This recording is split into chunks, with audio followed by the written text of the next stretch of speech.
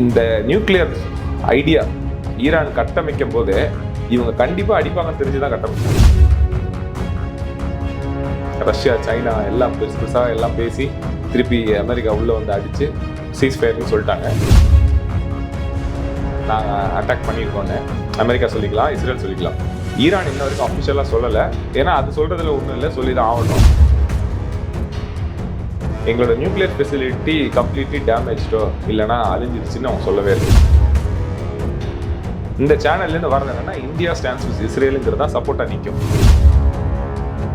Iran மாதிரி நான் அடிபட்டாலும் பரவாயில்ல, ஆனால் நான் உங்ககிட்ட காலில் விழ மாட்டேன்னு சொன்னால் அது தலைமை குணத்தில் அது வேற மாதிரி.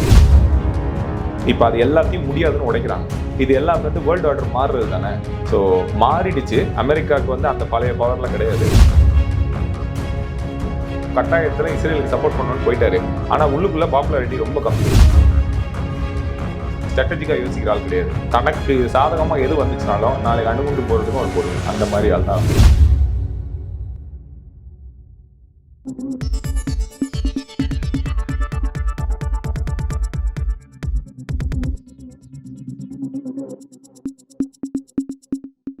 வணக்கம். இன்றைக்கு நம்முடன் உலக அரசியல் பேசுவதற்காக வழக்கறிஞர் மற்றும் கிளாட் அமைப்பினுடைய ஃபவுண்டர் திரு சிவா அவர்கள் இணைந்திருக்கிறார். வணக்கம் சிவா. இஸ்ரேல் ஈரான் விவகாரம் வந்து நம்ம டீப்பாக நிறைய முறை பேசியிருக்கோம். தற்போதைக்கு வந்து இந்த சீஸ் ஃபயருக்கு ஈரான் வந்து ஒத்துருக்காங்க, சம்மதம் தெரிவிச்சிருக்காங்க, இஸ்ரேலும் ஒத்துருக்காங்க. ஒரு நல்ல ஒரு சைன், பாசிட்டிவ் சைன் வர ஆரம்பிச்சிருக்கு. நீங்கள் எப்படி பார்க்குறீங்க? பாசிட்டிவ் சைன் தான் கண்டிப்பாக. வார்னா பாசிட்டிவ் சைன் தான். ஆனால் இப்போ இந்த அட்டென்ஷன் காசா பக்கம் திரும்பல. ஓகே. ஏன்னா ஒரு பக்கம் பீஸ் இருக்கு, ஆனால் இந்த பீஸ் ஏன் காசாக்கு வரலன்னு ஒரு கேள்வி வருது இல்லை இப்போ. ஓகே. ஒரு வருஷமாக பண்ணிட்டு இருக்காங்க, அடிச்சிட்டு இருக்காங்க காசாவை. இந்த பக்கம் ஒரு 13லேருந்து ஒரு வாரம் தான் இந்த சண்டை. அதுக்குள்ளே வந்து பெருசாக எஸ்கலேட் ஆகி ரஷ்யா, சைனா எல்லாம் பெருசாக எல்லாம் பேசி திருப்பி அமெரிக்கா உள்ளே வந்து அடித்து சீஸ்ஃபயர்னு சொல்லிட்டாங்க. 2 பேரும் இப்போதைக்கு ஒத்துருக்காங்க இன்னைக்கு காலைல வரைக்கும். ஸோ இன்னைக்கு காலைல வரைக்கும் ஈரான் வந்து இஸ்ரேல் மேலே குண்டு போட்டிருக்கு. அதுக்கப்புறம் இவங்க 2 பேரும் இப்போ சீஸ்ஃபயர் லேட்டஸ்ட் இன்ஃபர்மேஷன் இதுதான். ஸோ இதுக்கப்புறம் எப்படி ஆகுது, என்ன ஆக போகுது, இல்லை உண்மையிலேயே இது சீஸ்ஃபயர் தானா அப்படின்னு தெரில. ஆனால் அந்த இப்போது மெயின் விஷயம் என்னென்னா, ஒரு வருஷமாக அங்கே நடந்துட்டு இருக்க காசாக்கு என்ன கேள்வி. ஸோ அது எரிஞ்சிக்கிட்டே தானே இருக்குது, பெருசாக எரிஞ்சிட்டு தான் இருக்குது. 60,000 பேர் இறந்துருக்காங்க அங்கே. இந்த பக்கம் ஸ்டாப் பண்ணியிருக்காங்க. ஸோ இதான் நிலவரம். ஓகே. இப்போ காசா இஸ்ரேல் விவகாரத்தை நம்ம லேட்டராக பேசுவோம், அது எப்படி போகுதுங்கிறது கவனிப்போம். பட் இந்த வாரம் கிட்டத்தட்ட ஒரு 12 நாட்களாக நடந்த இந்த வாரங்கிறது தீவிரமான ஒரு தன்மை நோக்கி நகர்ந்துச்சு. உலக அளவில் பல பொருளாதார நெருக்கடிலாம் ஏற்படும். குறிப்பாக வந்து அந்த ஸ்ட்ரைட் ஆஃப் ஹோர்மஸ் வந்து அது வந்து ஈரான் வந்து க்ளோஸ் பண்ண போகிறாங்க, ஒரு பெரிய சிக்கலை நோக்கி நகரப்போகுது அப்படின்ற மாதிரி டிஸ்கஸ் பண்ணோம். ஓகே, ஒரு 12 நாளுக்கு அப்புறம் வந்து சீஸ் ஃபயருங்கிறது வந்திருக்கு. என்ன நோக்கத்துக்காக இது ஆரம்பிக்கப்பட்டுச்சு? இந்த 12 நாட்களுக்கு அப்புறம் அது வந்து ஒரு முடிவுக்கு வந்துருச்சு. அந்த விஷயங்கள்லாம் முடிவுக்கு, அதாவது ஈரான் வந்து அந்த அணு ஆயுத செறிவூட்டப்பட்ட அணு ஆயுத விஷயங்களை வச்சிருக்காங்க, அணு ஆயுதத்தை நோக்கி நகராங்க அப்படிங்கிறதா அதை நோக்கி போச்சு. இப்போ அது என்னாச்சு, அந்த ஸ்டேட்டஸ் என்னாச்சு? அவங்க அதை நிப்பாட்டலாம் மாட்டாங்க. ஓகே, இங்கே காலைல கூட அதுக்காக நிறைய சில பத்திரிகைலாம் ஒரு ஆர்டிகல்ஸ்லாம் வந்துச்சு. ஈரானோட நியூக்ளியர் ஃபெசிலிட்டி வந்து 2010 ஸ்டக்ஸ்நெட்னு ஒரு சைபர் அட்டாக் மாதிரி ஒன்று பண்ணாங்க. அந்த அட்டாக் பண்ணும்போது அவங்களோட அந்த சென்ட்ரிஃபியூஜ்னு சொல்லுவாங்க, அதாவது எதை வச்சு அவங்க யுரேனியம் என்ரிச் பண்ணுறாங்க, எதை வச்சு நியூக்ளியர் வெப்பனோட ப்ராசஸ் நடக்குதுன்னு, அதில் ஒரு 1000 சென்ட்ரிஃபியூ கிட்ட இவங்க சைபர் வழியாக, கம்ப்யூட்டர் வழியாக அட்டாக்லாம் பண்ணாங்க. இன்றைக்கி அதை விட 30 மடங்கு அதிகமாக தான் வச்சுருக்காங்க. ஸோ இன்றைக்கும் அஃபிஷியலாக யாருமே சொல்லலை. இவங்க சொல்லிக்கலாம் நாங்கள் அட்டாக் பண்ணியிருக்கோன்னு, அமெரிக்கா சொல்லிக்கலாம், இஸ்ரேல் சொல்லிக்கலாம். ஈரான் இன்ன வரைக்கும் அஃபிஷியலாக சொல்லலை. ஏன்னா அது சொல்கிறதுல ஒன்றும் இல்லை, சொல்லி தான் ஆகணும். அந்த ஒரு 3 இடத்துல அடிச்சேன்னு சொல்கிறாங்கல்ல, 3 இடத்துல அடித்ததுலேயே எங்களோட நியூக்ளியர் ஃபெசிலிட்டி கம்ப்ளீட்லி டேமேஜ்டோ இல்லைனா அழிஞ்சிருச்சுன்னு அவங்க சொல்லவே இல்லை. சில பத்திரிகைகளில் ரொம்ப முக்கியமான இந்த வார் அனாலிசிஸ் பண்ணுறவங்க என்ன சொல்லியிருக்காங்கன்னா, அதை அவ்வளோ சீக்கிரம் அடிக்கவே முடியாது. ஏன்னா இந்த நியூக்ளியர் ஐடியா ஈரான் கட்டமைக்கும் போதே இவங்க கண்டிப்பாக அடிப்பாங்கன்னு தெரிஞ்சு தான் கட்டமைச்சாங்க. ஸோ இது கட்டமைக்கும் போதே மற்றவங்க மாதிரி இப்போது ஈராக்கில் ட்ரை பண்ணப்பையோ இல்லை குவைத்தில் இந்த மாதிரி பல ஊர்லெல்லாம் வந்து நியூக்ளியர் ஃபெசிலிட்டிஸ் எல்லாம் கொண்டு வர ட்ரை பண்ணப்பயே அவங்கெல்லாம் வந்து பூமிக்கு மேலே தான் வச்சுருந்தாங்க. ஸோ ஈஸியாக அடிச்சிட்டாங்க. இவங்க கட்டமைக்கும் போதே மலைக்கு கீழே தான் கொண்டு போய் கட்டினாங்க. வெறும் மலைக்கு கீழே இல்லை, காங்க்ரீட்டு, அதுக்கு கீழே மலை, அந்த மாதிரி ஒரு பெரிய ரொம்ப டஃப்பான இடத்துல இருந்தாங்க. இப்போ இதை அடிக்கணும்னா இப்போ எல்லாரும் நியூஸில் கூட பார்த்துருக்கலாம், இந்த பங்கர் பஸ்டர்னு சொல்லி ஒரு பாம் இருக்குது, அந்த பாம்பில் தான் போட்டால் இத்தனை மீட்டர் கீழே போய் அடிக்கணும். இப்போ இது வந்து ஒரு அந்த பாம்போட வேல்யூ இருக்குல்ல, அதை போடுறதுக்கே ஒரு விமானம் வேணும். அது B2ன்னு ஒரு விமானம். இப்போ இந்த கழுகு மாதிரி ஒரு இது, அதுவும் ரொம்ப ஃபேமஸாக பார்த்துட்டு இருக்காங்க எல்லாரும். அதில் அந்த விமானத்தில் வந்து தான் போடணும். அந்த பாம்போட தூக்கிட்டு வர்றது வெயிட்டுக்கு அந்த ஒரு விமானம் தான் இருக்குது. அது யாருக்கிட்டையும் உலகத்தில் இல்லை, அமெரிக்காட்ட மட்டும் தான் இருக்குது. இப்போ அந்த குண்டு வெடிச்சா 30,000 டன்னு வெடிக்கும். அது அந்த அளவுக்கான ஹெவி கெப்பாசிட்டி அது. இப்போ இது அவங்ககிட்ட தான் இருக்குது. ஆனால் இதோட வேல்யூ என்னென்னா, இப்போ இவங்க சொல்கிறது என்னென்னா, நாங்கள் ஃபெசிலிட்டி அடிக்க போகிறோங்கிறாங்கல்ல. இப்போ நீங்கள் 90 மீட்டருக்கு கீழே அவங்க வச்சுருக்காங்க. அதாவது ஒரு 200 அடி கீழே வந்து அவங்களோட ஃபெசிலிட்டிஸ் எல்லாம் இருக்குது. அதுவும் இஸ்ரேல் மாதிரி சின்ன ஊர் கிடையாது. இஸ்ரேல் மாதிரி பல மடங்கு அது ரொம்ப ரொம்ப பெருசு ஈரான். ஸோ பல இடத்துல பரப்பி எல்லா இடத்துலையும் வச்சுருக்காங்க. இவங்களோட அந்த B2 போடுற அந்த பாம்போட வேல்யூவை நீங்கள் வந்து ஒரு 60 மீட்டருக்கு தான் அது கீழே போகும். அதுக்கு கீழே ஒரு 30 மீட்டருக்கு கீழே தான் அவங்க வச்சுருக்காங்க. ஸோ எந்த அளவுக்கு டேமேஜ் ஆச்சுன்னுலாம் தெரியாது. ஆனால் இது காலி ஆகாது. இது வந்து அவங்க காலி பண்ணவும் இல்லை. சும்மா ஒரு சாம்பிள் மாதிரி காமிச்சிருக்காங்க. இவங்க திருப்பி ரொம்ப போனால் அவங்க அடிப்பாங்க. நம்ம சேனலை சப்ஸ்கிரைப் பண்ணி கூடவே பக்கத்தில் இருக்கிற பெல் ஐக்கானை கிளிக் பண்ணிக்கோங்க. அது மூலமா நம்மளோட அடுத்தடுத்த பொலிட்டிக்கல் அப்டேட்ஸ் உங்களை தானா தேடி வரும். அப்போ இந்த அளவுக்கு கீழே பரவலாக ஈரான் சுற்றி அவங்க ஃபெசிலிட்டி வச்சுருக்காங்க அப்படின்னா, அந்த நியூக்ளியர் ஃபெசிலிட்டியை அவங்க காலி பண்ணல. அவங்க நியூக்ளியர் வெப்பனுக்கு போகணும்னு ரொம்ப தீர்மானமாக இருக்காங்கங்கிறது அனலிசிஸ்ட்லாம் சொல்கிறதோட வியூ தான். இப்போ ஈரான் வந்து அந்த அணு இதை நோக்கி நகர்றது தான் தனக்கு பாதுகாப்பு தான், நாட்டுக்கு பாதுகாப்பு அப்படிங்கிறத அவங்க கருதுறாங்க. ஸோ வந்து அந்த முயற்சியை தொடர்ச்சியாக ஈடுபட்டு இருக்காங்க. அதை பேன் பண்ணணும் அப்படிங்கிறதுக்காக தான் இந்த வாரையை துவக்கப்பட்டுச்சுன்றதை பார்க்குறோம்.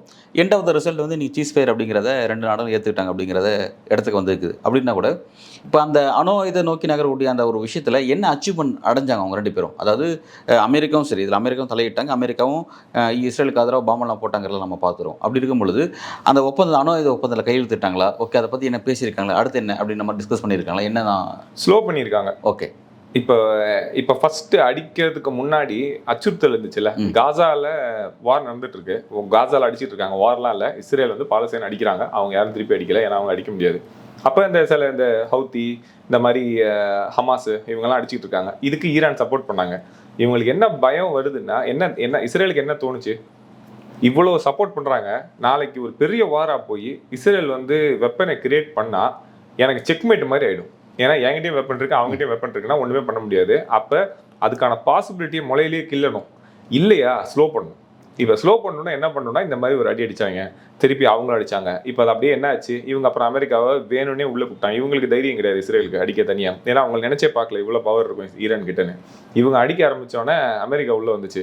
உள்ளே வந்தானே அடித்தோடனே இப்போ சீஸ் ஃபயர்னு சொல்கிறாங்க. இப்போ எனக்கு டைம் கிடச்சதில்ல, இந்த டைமில் போய் நான் திருப்பி பாலஸ்தீனை அடித்து அந்த மக்களை ஃபுல்லாக காலி பண்ணிட்டேன்னா மொத்தமாக நம்ம அகந்த பாரத் மாதிரி அங்கே ஒரு கிரேட்டர் இஸ்ரேல்னு ஒரு பிளான் இருக்குது. அதுக்கு முதல்ல நான் பாலஸ்தீனுக்கு கம்ப்ளீட்டாக எல்லாத்தையும் காலி பண்ணிட்டேன்னா நான் அதை முதல்ல கட்டிடுவேன்.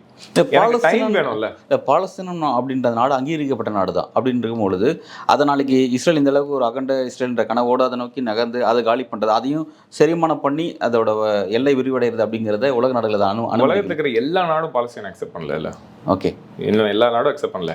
மெயினாக இப்போ நம்ம பங்களாதேஷ், பாகிஸ்தான், ஆப்கானிஸ்தான் இதெல்லாம் நம்மளோட வரைபடத்துல இருக்கு.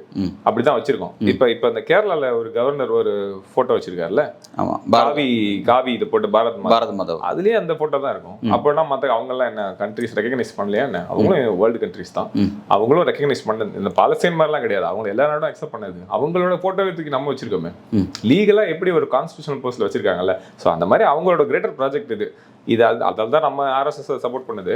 பட் ஆனால் இந்த ப்ராஜெக்ட்ல அவங்களை பொறுத்த வரைக்கும் பாலஸ்தீனை ஆல்மோஸ்ட் முடிச்சிட்டாங்க. இப்போ இன்னும் கொஞ்சோண்டு தான் இருக்கு. அதை முடிச்சிட்டாங்கன்னா அதுக்குள்ள நான் அந்த வேலையெல்லாம் ஆரம்பிச்சிட்டேன்னு வச்சுங்க, அதுக்கப்புறம் எனக்கு ஈஸி தானே. ஓகே, அதான் அவங்களோட பிளான். ஸோ எனக்கு என்னென்ன டைம் வேணும். ஆனால் ஈரான் எனக்கு ரொம்ப குடைச்சல் கொடுத்த மாதிரி இருந்துச்சு. இப்போ நான் அதை கொஞ்சம் ஸ்டாப் பண்ணி வச்சிருக்கேன். அமெரிக்கா உள்ளே கூப்பிட்டு உலகம் பூரா வந்து இஸ்ரேலை பார்த்து பாருங்கன்னு சொல்லி கொஞ்சம் அவங்க அப்படியே ஸ்லோ பண்ணிட்டாங்க. இப்போ இந்த ஸ்லோவே எங்களுக்கு போதும். ஏன்னா நான் இதுலேருந்து எதிர்க்கிறதுக்கே டைம் ஆகும். அதுக்குள்ள நான் இந்த ப்ராஜெக்ட் முடிச்சிடுவேன். இல்லை, ஆனால் வந்து இப்போ அந்த இடத்துல பார்த்தீங்கன்னா இது ஈரானுக்கு பார்த்தீங்கன்னா பின்னாடி ரஷ்யா இருக்குது. ஏன்னா ரஷ்யா வெளிப்படையாக வந்து அமெரிக்காவோட அட்டாக்கை கண்டிச்சிருக்காங்க. அவங்க வந்து சப்போர்ட் பண்ணல, அமெரிக்காவோட அட்டாக்கு ஆதரவு தெரிவிக்கல. அந்த நுணுக்கம் தெரியுது இல்லை. அப்படி இருக்கும்பொழுது அப்போ வந்து இதன் மூலமாக பெரிய அளவில் வெற்றி கொண்டுட்டுன்னு சொல்லி இவங்களும் ரிலாக்ஸாக இருக்க முடியாது இல்லை. அவங்கள வெற்றி எல்லாம் கிடையாது. அதான் சொல்கிறேன்ல, இப்போ நான் உங்களை காலை உடைச்சிருக்கேன், காலை எடுக்கல. ஓகே, எனக்கு அது போதும். நீங்கள் சரியாகிறதுக்குள்ள உண்மையிலே இஸ்ரேலுக்கு ஈரானுக்கு வந்து கால் உடைப்பு தானே இந்த 12 நாள் வாரம் அப்படிங்கிறது கால் உடைப்பு தானே? கண்டிப்பாக ஒரு ஊனம் தான், கொஞ்ச நேரம் ஆகும். பட் பதிலுக்கு அவங்க பெரிய இழப்பு சந்திக்கல இஸ்ரேல். அவங்க அளவுக்கு சந்திக்கல. அமெரிக்கா எங்க யாருக்கு வந்தாங்க? அதான மெயின். இப்போ மார்ச் மாதம் 1,00,000 கோடி அமெரிக்கா கொடுத்துருக்கு. வருஷம் $4 பில்லியன் கொடுத்துருக்கு. இந்த வருஷம் மட்டும் இந்த மார்ச்ல மொத்தம் 1,00,000 கோடி மிலிட்ரி ஆயுதங்கள் வாங்குறதுக்கான கிரெடிட் மாதிரி அமெரிக்கா கொடுத்துருக்கு. ட்ரம்ப் சாங்ஷன் பண்ணியிருக்கு. இதெல்லாம் ஈரானுக்கு கிடையாதுல்ல. யாரும் ஏற்கனவே ஏகப்பட்ட சாங்ஷன்ஸ் இருக்கு. அப்போ எந்த பக்கம் பணம் அதிகமாக போதோ அந்த பக்கத்தில் அவங்க டெவலப்மெண்ட் அதிகமாக இருக்கும். இந்த இடத்துல நான் இப்போ லைட்டாக காலை உடச்சேன்னு இல்லாமல் கூட ஒரு சும்மா ஒரு கீரை கூட போட்டு விட்டேன்னு வச்சிங்களேன், அது 6 வரைக்கும் உன்னால் பழைய மாதிரி விட முடியாது. அந்த டைம் எனக்கு போதும் நான் பாலஸ்தீனை முடிக்கிறதுக்கு. ஏன்னா நான் ஆல்மோஸ்ட் கிட்ட தான் இருந்தேன். ஆனால் நீங்கள் இப்போ ரொம்ப குடைச்சல் கொடுக்க எனக்கு வேறு வழி இல்லாமல் நான் வந்து எங்கள் பிக் டேடி நம்ம அமெரிக்கா கூப்பிட்டு வந்து அடித்து கொஞ்சம் நேரம் ஸ்லோ பண்ணி வச்சிருக்கேன். அவ்வளோதான் இவங்களோட இலக்கு, அவ்வளோதான். ஏன்னா இவங்களுக்கு பாலஸ்தீன்லாம் முடிஞ்சு போச்சு. அவங்க சாப்பிட்ற வரவங்க இது நடக்கும் போதே நியூஸ் நீங்கள் கவனிச்சிக்கிட்டே இருந்தீங்கன்னா முதல் முறையாக புதுசாக என்ன வந்துச்சுன்னா சாப்பாடு கேட்டு போய் நின்னவங்க மேலாம் அடிச்சிருக்காங்க. முன்னாடிலாம் ஹாஸ்பிட்டல் அடிச்சாங்கன்னு கேள்விப்பட்டோம், இந்த நியூஸ்லாம் பார்த்துருப்போம். அப்புறம் எங்கேயாவது ஷெல்டரில் இருந்தவங்க அடிச்சான்னு இருக்கோம். ஆனால் இப்போ எப்படின்னா கூட்டமாக வந்து சாப்பாட்டுக்காக வந்து நிற்கிற இடத்துல போய் குண்டு போட்டு சாவடிக்கிற கதையெல்லாம் வருது. அப்படின்னா என்னன்னா இது பக்கம் நடக்கட்டும், அதை நீங்கள் வேர்ல்டு இந்த பக்கம் டிஸ்ட்ராக்ட் பண்ணி வை, நான் அதுக்குள்ளே இந்த பக்கம் பூந்து பாலஸ்தீனை முடிச்சிட்டேன். இதுதான் என்னோட பிளான். இஸ்ரேல் பாலஸ்தீனை வெற்றி கொள்வதில் வந்து வளர்ச்சி அடைஞ்சு நோக்கி போயிட்டு இருக்காங்க அப்படிங்கிற நீங்கள் குறிப்பிடுறீங்க. பட் இந்த 12 நாள் வார் இருக்குல்ல, அதாவது இஸ்ரேலுக்கும் ஈரானுக்கும் இந்த 12 நாள் வாரில் இந்த யூஎஸ் என்ட்ரான அந்த பங்கர் பஸ்டர் அந்த அட்டாக், அது வந்து கொஞ்சம் கவனிக்கத்தக்க ஒரு விஷயம் பார்க்கப்பட்டுச்சு. அது ஒரு பெரிய வெற்றி, அது ஒரு பெரிய ஒரு விஷயம் அப்படிங்கிற மாதிரி சொல்லப்பட்டுச்சு. அந்த இடத்துல ஈரான் அதை எப்படி கொண்டாங்க, எப்படி எதிர்கொண்டாங்க, அந்த இடத்துல ஈரான் வெற்றி கொண்டாங்களா, உண்மையிலே அமெரிக்கா வந்து அந்த தாக்குதலை வந்து வெற்றிகரமாக நிகழ்த்தி முடிச்சாங்களா, அது எப்படி பார்க்குறீங்க? அது அமெரிக்காவுக்கு வெற்றி தான். ஓகே. ஆனால் வந்து அது ஒரு குறிப்பிட்ட 90 மீட்டர்னு சொன்னாங்க. பட் டிஸ்ட்ராய் பண்ணலன்னா வெற்றி இல்லை. இப்போ வெற்றினா அப்போ நம்ம முன்னாடி பேசின மாதிரி தான். என்னோட இலக்கே வந்து அந்த 90 மீட்டர் கீழே போய் அடிக்கணுங்கிறத விட இஸ்ரேலுக்கு ஹெல்ப் பண்ணணும் தான். ஓகே. ஸோ என் நோக்கம் நிறைவேறிச்சு, இஸ்ரேல் நோக்கம் நிறைவேறிச்சு. Israel is happy, America is happy. இப்போ வந்து ட்ரம்ப்புக்கு என்னன்னா இந்த விஷயத்த நான் செஞ்சுட்டேன், உலகத்துக்கும் நான் ஒரு சின்ன ஒரு ஷோ மாதிரி ஒன்று காமிச்சிட்டேன். என்கிட்ட என்ன குண்டு இருக்கு, என்கிட்ட என்ன விமானம் இருக்கு, இது யார்த்தையும் இல்லை, உலகத்திலே பார்த்ததில்ல, நீங்க பாருங்க. ஸோ நான் யாரு, அவ்வளோதான். இந்த ஷோ தான் இது. இல்லை, இந்த ஷோ காமிச்சார் ட்ரம்ப், அந்த ஷோ காமிச்சாரு. ஆனால் அது வந்து அங்கே யூஎஸோடைய காங்கிரஸோட அங்கீகாரம் பெறாமல், அவங்ககிட்ட டிஸ்கஸ் பண்ணாமல், செனட்டில் முடிவு பண்ணாமல் அப்படி ஒரு விஷயத்தை செஞ்சதுனால அவருக்கே எதிராக அங்கே திரும்பி இருக்கு, பெரிய அளவில் ஒரு பிரச்சனை போயிட்டு இருக்கு அப்படின்றத சொல்லப்படுது. இல்லை, அதான் அமெரிக்கா வந்து இந்த பிரசிடென்ஷியல் சிஸ்டம்ல ஸோ அவங்களால வந்து 2 விஷயம் பண்ணணும். ஒன்று காங்கிரஸ் கிட்ட பெர்மிஷன் அப்ரூவல் வாங்கிட்டு போகலாம், இல்லை அடிச்சுட்டு வந்து வாங்கிக்கலாம், 60 நாளுக்குள்ளே வாங்கிக்கலாங்கிற மாதிரி ப்ரொவிஷன்லாம் இருக்கு. ஸோ அவங்க அதை வாங்கிப்பாங்க. ஏன்னா இன்னைக்கு அவங்க தான் மெம்பர்ஸ் எல்லாம், செனட்டோட எல்லா மெஜாரிட்டி அவங்க தான் வச்சிருக்காங்க. ஸோ அது அவ்வளோ பெரிய விஷயமா இருக்காது. ஆனால் ஒன்று சொல்லணும், இப்போ நம்ம பேசுகிற மாதிரி இப்போ நம்ம ஊரில் ஆர்எஸ்எஸோட ஐடியா வந்து இஸ்ரேல் சப்போர்ட் பண்ணணும், அதே மாதிரி அங்கேயும் இருக்கலாம். ஆனால் மக்கள் வந்து ஒட்டுமொத்தமாக ஆர்எஸ்எஸ் பின்னாடி இந்தியாவில் கிடையாது. அதே மாதிரி அங்கே இன்னைக்கு 16% இன்னைக்கு பேப்பர்லலாம் வந்திருக்கு ஸ்டாட்டிஸ்டிக்ஸில், வெறும் 16% மட்டும்தான் வார் வந்து வேணும்னு நினைக்கிறாங்க. மீதி இருக்கிற 80% பேர் வந்து வார் தப்பு, ஏன்னா நமக்கும் இஸ்ரேலுக்கும் ஒரு பிரச்சனையும் இல்லை, நமக்கும் ஈரானுக்கும் ஒரு பிரச்சனையும் இல்லை, நம்ம போகக்கூடாது, நம்மளோட மக்களை அங்கே அனுப்பக்கூடாது வாருக்கு. இதுதான் வந்து இன்னைக்கான நிலவரம். ஸோ 2 இருக்குல்ல. ஸோ நியூஸை வந்து நம்ம பார்க்கும்போது அவங்க என்ன காட்டணும்னு நினைக்கிறாங்களோ அதான் காமிப்போம். இப்போ நம்ம இந்த சைட்லேருந்து ஒன்று பேசும்போது என்னன்னா, நியூஸில் இல்லாத ஒரு கருத்தும் இருக்கலாங்கிறது தானே. இல்லைனா வேர்ல்டுலேருந்து இப்போ நம்ம நியூஸை பார்க்குறாங்கன்னு வச்சுக்கோங்க, மெயின் ஸ்ட்ரீம் சேனல்ஸை பார்க்குறாங்கன்னா, ரிபப்ளிக் டிவியை பார்க்குறாங்க, இல்லை மெயின் ஸ்ட்ரீம் சேனல்ஸை பார்க்குறாங்கன்னா, இந்த சேனல்லேருந்து வரது என்னன்னா இந்தியா ஸ்டாண்ட்ஸ் வித் இஸ்ரேலுங்கிறது தான் சப்போர்ட்டாக நிற்கும். இந்த யூடியூப்பு ஆர்டிகல்ஸோ எடிட்டோரியல்ஸில் இந்த மாதிரி வந்து அதை மாற்றி எழுதுகிற கருத்துக்கள் மட்டும்தான் இதை மாற்றி காமிக்கும். இல்லைனா ஒட்டுமொத்த இந்தியாவும் இப்படி நிற்கிற மாதிரி இருக்கும். ஸோ அதே தான் அங்கேயும். அங்கே 16% தான் உண்மையாக இந்த வார் நம்ம வேணும்னு நினைக்கிறவங்க, 80% இந்த வார் தப்புன்னு நினைக்கிறவங்க தான். ஸோ அந்த இடம் மாறிக்கிட்டு தான் இருக்கு. அவங்க அதை புரிஞ்சுக்க முடியுது. இப்போ இந்த இடத்துல வந்து ரொம்ப முக்கியமாக வந்து ஈரான் வந்து, அதாவது அமெரிக்கா அடித்த அந்த அட்டாக்கு, பங்கர் பஸ்டர் அட்டாக்குக்கு ரிவெஞ்சாக வந்து கத்தார்லேயும் ஈராக்லேயும் இருக்கக்கூடிய யூஎஸ் பேஸை வந்து அட்டாக் பண்ணாங்கிறத பார்த்தோம்.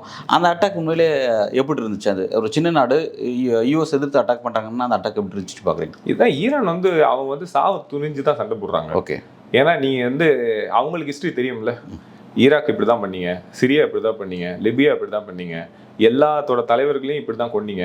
எதுக்குன்னா உங்கள் சாதகமாக வரலன்னு. இப்போது அவங்க கமினி தான் ஈரானோட இப்போ ஹெட் இல்லை, இவரை காலி பண்ணிவிட்டு யாரை கொண்டு வரணும்னு நினைக்கிறாங்கன்னா, அந்த பழைய கதை ஒன்று இருக்குல்ல, 50s மொசாத்னு ஒருத்தர் இருந்தார், அவர் தான் வந்து டெமோக்ரஸியாக ஈரான்லேருந்தே வந்தவர். அவரை காலி பண்ணிவிட்டு சிஐஏவும் MI6 பிரிட்டிஷோட உளவுத்துறை எல்லாம் சேர்ந்து காலி பண்ணிட்டு ஷான்னு ஒருத்தரை போட்டாங்க. ஷாவோட பையன் தான் இப்போ வெயிட் பண்ணிட்டு இருக்காரு அமெரிக்கால.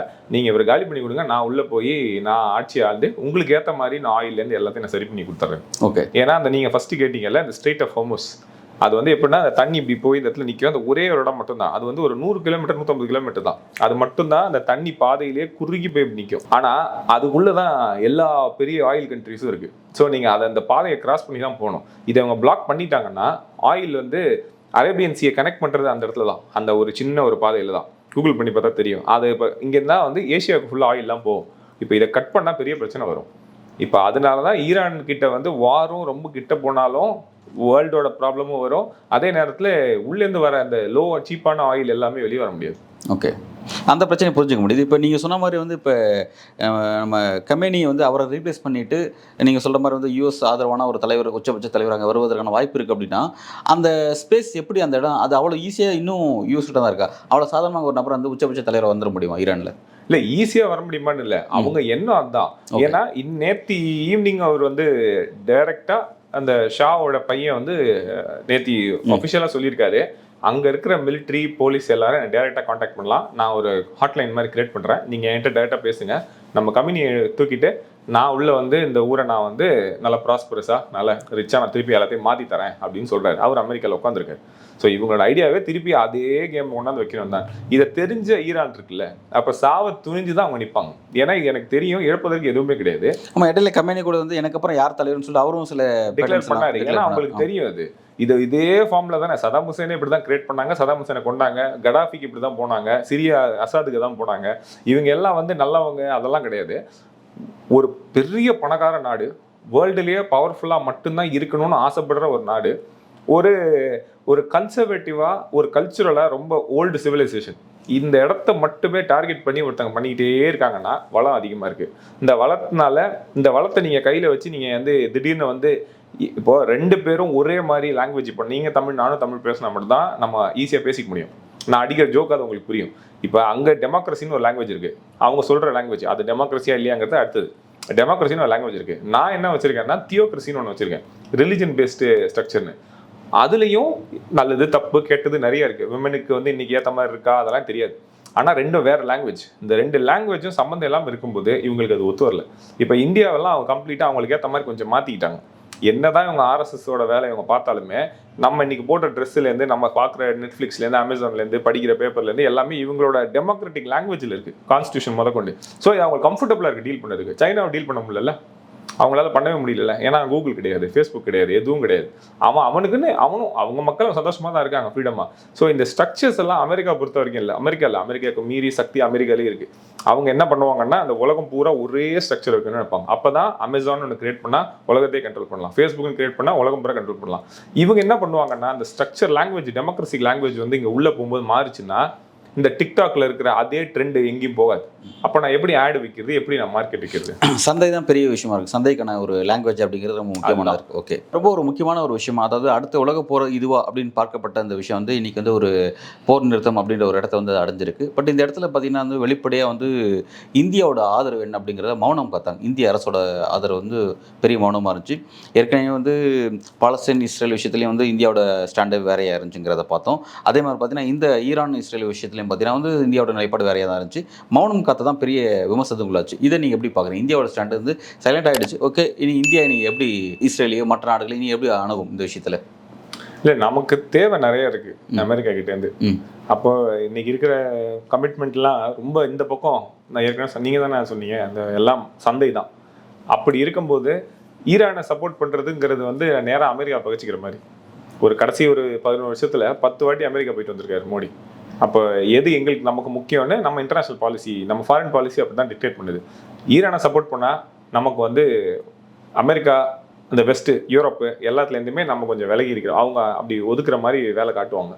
அதனால் நம்ம வந்து அப்படி இருக்க வேண்டியதாக இருக்குது. ஆனால் நம்ம ஒரு பெரிய பவர்னு சொல்கிறோன்னா நம்ம ஸ்டாண்ட்ஸ் எடுத்துருக்கணும். ஏன்னா இதான் நியாயம், அப்படி எடுக்கல. அப்போது இந்த பக்கம் பெரிய பவர்ஸ் கூட நிற்கிறதுக்கு நமக்கு ஆதாயம் அதிகம். ஸோ இண்டிவிஜுவலாக யோசிச்சு பார்த்தாலுமே கண்ட்ரி எப்படி எடுக்குதோ அப்படி தானே எடுக்கும். இல்லை இப்போ இன்னொரு கேள்வி என்னென்னா, இப்போ வந்து எப்படி வந்து நமக்கு அமெரிக்கா முக்கியமோ, அமெரிக்காவுக்கு நம்ம முக்கியம், பெரிய சந்தை, இந்தியாங்கிறது மிகப்பெரிய சந்தை. அப்படி இருக்கும் பொழுது கடந்த காலத்தில் இருந்த மற்ற இந்திய அரசினுடைய தலைவர்கள், இதுக்கு முன்பு இருந்த பிரதமர்கிட்ட இல்லாத சேஞ்சஸ் எல்லாம் வந்து இப்போ இவர்கிட்ட சில சேஞ்சஸ் இருக்குது. அவங்க ஒரு பெரிய பவர்ன்றதுக்காக என்ன செஞ்சாலும் அமைதியாக தான் போனோம் அப்படின்ற ஒரு பேட்டர்லாம் இருக்குல்ல. இது 2 விதமாக பார்க்கலாம். 100 பேரை கூட்டிகிட்டு போய் ஒரு தலைவர்கிட்ட காமிச்சு, தலைவரை என்கிட்ட 100 பேர் இருக்காங்க, எனக்கு ஏதாவது ஆதாயம் கொடுங்கன்னு கேட்டிங்கன்னா, நீங்கள் பெரிய ஆளா, தலைவர் பெரிய ஆளா? தலைவர் தான் பெரிய ஆள். இந்த ஸ்டேட்டஸில் நம்ம 100 பேர் வச்சுருக்கோம்னு சொல்லலாம். ஆனால் அந்த 100 பேரும் வந்து தலைவர் கிடையாது.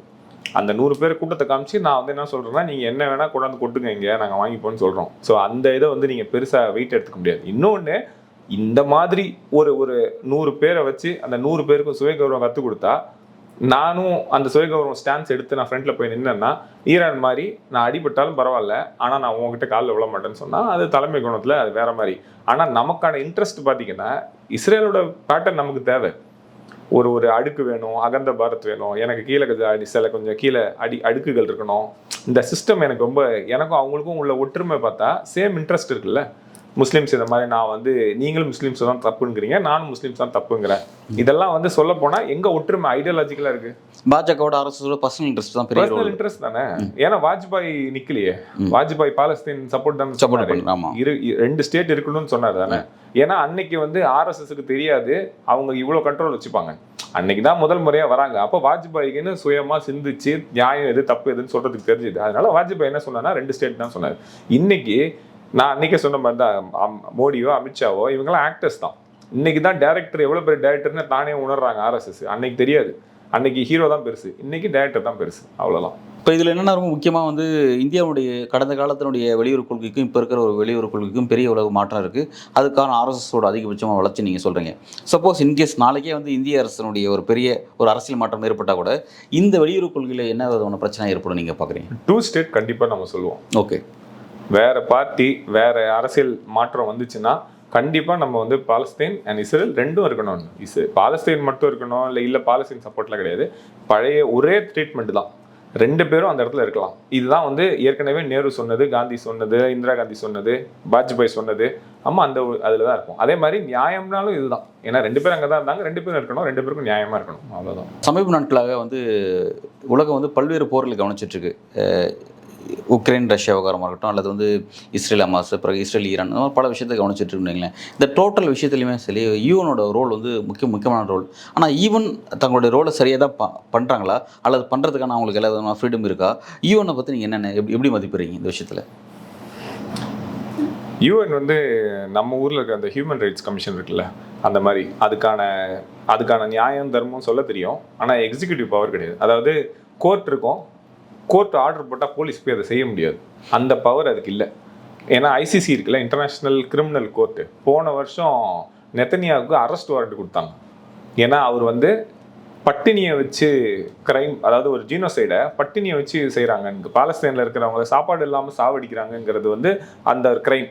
அது வந்து கிரைம்ஸ் அகேன்ஸ்ட் ஹியூமனிட்டி. அதனால ஐசிசி என்ன சொன்னுச்சுன்னா அவங்க மேலே இது பண்ணுச்சு. அமெரிக்கா வந்து அந்த தீர்ப்பை வந்து நிராகரிச்சிச்சு. இவ்வளோதான் பவர். ஸோ அது ஒரு இது. இன்னைக்கும் யூஎன் வந்து ஈரான் மேலே சொன்னதுக்கும் சரி, எல்லா டைமும் அது ஜீனோசைடுன்னு சொல்லிட்டு தான் இருக்குது. ஆனால் யூஎனுக்கான பவர் என்னன்னா, நான் இப்போ ஒரு ஆர்டர் போடுறேன்னா அந்த ஆர்டரை நான் ஒரு கண்ட்ரி கிடையாதுல்ல யூஎன், நான் உங்ககிட்ட தான் அந்த ஆர்டர் கொடுப்பேன், நீங்கள் தான் அந்த ஆர்டர் கூட எக்ஸிக்யூட் பண்ணணும். ஆனால் நீங்கள் என்ன சொல்லுவீங்கன்னா, உங்களோட சாதகத்துக்கு ஏற்ற மாதிரி நீங்கள் எக்ஸிக்யூட் பண்ண மாட்டேன்னு சொன்னால் ஒன்றுமே பண்ண முடியாது. அதுதான் யூஎனோட பிரச்சனை. ஓகே, ரொம்ப முக்கியமான இந்த வாரம் வச்சு உலகோட ஒழுங்கு மாறும் அப்படின்ற மாதிரி சொல்லப்பட்டுச்சு. அதாவது யூஎஸ்க்கு எதிராக வந்து ஒரு வலிமையான கண்ட்ரியாக வந்து ரஷ்யா, சீனா உள்ளிட்ட சில நாடுகள்லாம் வந்து அது வந்து ஒரு டாமினேட் பண்ணக்கூடிய இடத்துக்கு வரும்னு சொல்லி பார்த்தாங்க. பட் வந்து இது ஒரு முடிஞ்சிருச்சு, இந்த வாருங்கிறது முடிஞ்சிருச்சு. ஸோ வந்து இந்த வாரம் முடிஞ்சது மூலமாக அமெரிக்கா தங்களுடைய இடத்த இருப்பை தக்க வச்சுக்கிட்டாங்களா? வேறு எதுவும் அந்த உலகோட ஒழுங்கு பேட்டர்ன் எதுவும் மாறல, அதே பழைய பேட்டர்லாம் பயணிக்க போகுது அப்படின்னு நம்ம பார்க்கலாமா, அல்லது அதில் ஒரு பெரிய ஒரு இஷ்யூஸ் உருவாயிருக்கு நீங்கள் பார்க்குறீங்களா? இல்லை, இது மாறாதுன்னா இல்லை, மாறினதுனால தான் இந்த வார் இப்படி முடிஞ்சுது. ஓகே, இல்லைன்னா இன்னும் வீரியமாக போயிருக்கும். மாறிடுச்சு அது ஆல்ரெடி, நீங்கள் அது எப்பவும் மாறிடுச்சு தான். ஓகே, இன்னைக்கு அமெரிக்கா ஒரு கண்ட்ரி வேர்ல்டோட சுப்ரீம் பவர் கிடையாது. இன்னைக்கு சைனா இருக்கு, China is an important player. ஆனால் அமெரிக்காக்கு நிகராக கிடையாது. கண்டிப்பாக சைனா இருக்கு. அதனால தான் சைனா மட்டும் இல்லை, பல கண்ட்ரிஸ் அதுக்கான கொஞ்சம் அந்த இப்போ ஆப்பிரிக்காவில் வர நியூஸ் எல்லாம் இது வரைக்கும் நம்ம காதுலேயே வராத நியூஸ் தான். ஆனால் முதல் முறையாக ஆப்பிரிக்காவோட இதை யோசிச்சிங்கன்னா மாலி, நிகர், புர்கினா ஃபசோ, ருவாண்டா, இவங்க எல்லாரும் வந்து ஏற்கனவே ஒரு 70 வருஷமா 50 வருஷமா பிரான்ஸு, லண்டனு, அப்புறமா வந்து கனடா, இவங்க எல்லாம் அவங்க ஊருக்குள்ள போய் அவங்க ஊர் பொருள் எடுத்துக்கிட்டு அவங்களுக்கு வந்து 1% கொடுப்பாங்க, அவங்க 10% வச்சுட்டு. இப்போ அது எல்லாத்தையும் முடியாதுன்னு உடைக்கிறாங்க. இது எல்லாம் வந்து வேர்ல்டு ஆர்டர் மாறுறது தானே. ஸோ மாறிடுச்சு. அமெரிக்காவுக்கு வந்து அந்த பழைய பவர்லாம் கிடையாது. ஆனால் இன்னமும் அது நம்பர் 1ல இருக்கிறது காரணம் அந்த ட்ரேட் கரன்சி எல்லாம் இருக்கு. ஆனால் கண்டிப்பாக இந்த வார் இவ்வளோ ஈஸியாக முடிஞ்சிருக்காது. இவங்க இதுக்கு மேலே போயிருப்பாங்க. அதுக்கு காரணமே ரஷ்யாவும் சைனாவும் நீங்க சொன்ன மாதிரி சப்போர்ட் பண்ணல. ஆனா அவங்க ஆதரிக்காம அவங்க வந்து இது தப்புன்னு சொன்னாங்க. அதை சொல்லாம கண்டிச்சாங்க. அது ஒரு பெரிய நெருக்கடி தான். கண்டிப்பா நெருக்கடி தான். இப்போ இதை ஒட்டி வந்து யூஎஸ்ல வந்து ட்ரம்ப் வந்து ஒரு போர் குற்றவாளின்னு சொல்லிட்டு அந்த மக்களே, அவங்க வாக்களிச்ச அந்த மக்களே வந்து எதிரான சில முழக்கங்கள்லாம் போயிட்டு இருந்தது. நம்ம நேற்றெல்லாம் கவனிச்சிட்டு இருந்தோம், இந்த காலையில பார்த்துட்டு இருந்தோம். அப்போ ட்ரம்ப்புக்குமே ஒரு பெரிய நெருக்கடி இருக்கு. ஏன்னா அவங்க என்ன சொன்னேன், 16% தான் வார் வேணுங்கிறாங்க. இப்போ அந்த டேட்டா நமக்கு வருது, அவங்களுக்கு வந்திருக்காத. அப்போ அந்த பாப்புலாரிட்டி அவர் குறைச்சிக்கலன்னா 3வது வாட்டி அவர் திருப்பி வரணும்னு நினைக்கிறாரு. அது அமெரிக்க வரலாறுலேயே கிடையாது, பிராங்க்ஃபர்ட் டி ரூஸ்வெல்ட்டுக்கு அப்புறம். ஏன்னா அது வார் டைம்ல தான் அது தேவைப்பட்டுச்சுன்னு கொடுத்தாங்க, அதுக்கப்புறம் கிடையாது. இப்ப திருப்பி இவர் வரணும்னு சொன்னா ஒரு பயங்கரமான ஒரு அன்பும் பாசமும் மக்கள் இவர் கொடுத்தாதான் அந்த கான்ஸ்டிடியூஷனை இவர் திருப்பி எழுத முடியும். அப்ப இவரும் அதுக்கு மேல போக மாட்டாரு. இது எப்படின்னா ரொம்ப கட்டாயத்துல இஸ்ரேலுக்கு சப்போர்ட் பண்ணணும்னு போயிட்டாரு. ஆனா உள்ளுக்குள்ள பாப்புலாரிட்டி ரொம்ப கம்மி. அதனால உடனே போயிட்டு வந்துட்டாங்க. சும்மா ஒரு ஷோ மாதிரி காமிச்சிட்டு இது நீண்ட வாரம் எடுத்துட்டு போயிருக்கலாம், பெரிய அடியாவும் அடிச்சிருக்கலாம், கமினியை காலி பண்ணணும்னு அவர் தானே சொன்னாரு. அதை பண்ணலையே. அவருக்கு சும்மா ஒரு நான் தான் வேர்ல்டு ரொம்ப முக்கியமான ஆளுன்னு காட்டணும்னு முடிவு பண்ணாரு, காமிச்சிட்டாரு, வந்துட்டாரு. அதோட ஒரு சின்ன ஒரு இதோட இம்பாக்டோட. பட் ஆனால் ட்ரம்ப்போட மைண்டை வந்து நீங்க எடுக்கவே முடியாது. ஏன்னா அவர் வந்து ஸ்ட்ராட்டஜிக்காக யோசிக்கிற ஆள் கிடையாது. தனக்கு சாதகமாக எது வந்துச்சுனாலும் நாளைக்கு அணுகுண்டு போறதுக்கும் அவர் போடுவார். அந்த மாதிரி ஆள் தான். ஒரு விரிவான ஒரு இடல். உண்மையிலே இந்த வார் வந்து முடிஞ்சிருக்கு அப்படிங்கிறது உலகத்துக்கு ஒரு மிகப்பெரிய மகிழ்ச்சி. அடுத்து இனி இந்த மாதிரியான வல்லரசு நாடுகள் வந்து மக்கள் நோக்கி திங்க் பண்ண வேண்டிய பெரிய தேவை இருக்கு. வாரின் காரணமாக பாதிக்கப்பட்ட மக்கள் அவங்களுடைய அடுத்த வெல்ஃபேர் அப்படிங்கிறதெல்லாம் நோக்கி நகர வேண்டியது இருக்கு. அதை நோக்கி நகர குறிப்பாக ஹமாஸ் விஷயத்தில் வந்து ஹமாஸில் இருக்கக்கூடிய அந்த பாலஸ்தீன இஸ்லாமிய மக்களுடைய எதிர்காலத்தை பற்றி உலக நாடுகள் அதை பற்றி கவலைப்பட போகிறாங்களா, அடுத்து இதெல்லாம் எதை நோக்கி நகர போகுது அப்படிங்கிறத நம்ம பொறுத்திருந்து பார்க்கலாம். மிக்க நன்றி.